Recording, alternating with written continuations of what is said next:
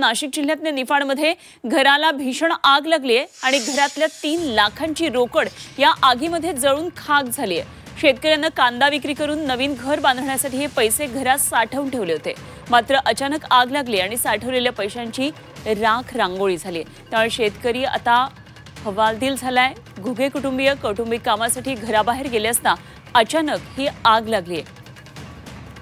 अत्यंत दुर्दैवी अशी घटना।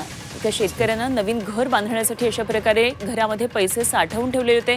नुकतीच कांद्याची विक्री करून त्याचेही पैसे जमा केलेले होते आणि हे कुटुंब बाहेर गेलेले होतं आणि त्यावेळी घराला आग लागली। घराला लागलेल्या या आगीमध्ये पैसे जळून खाक झाले आणि जळालेल्या नोटांची बंडलही आपण पाहतो आहोत।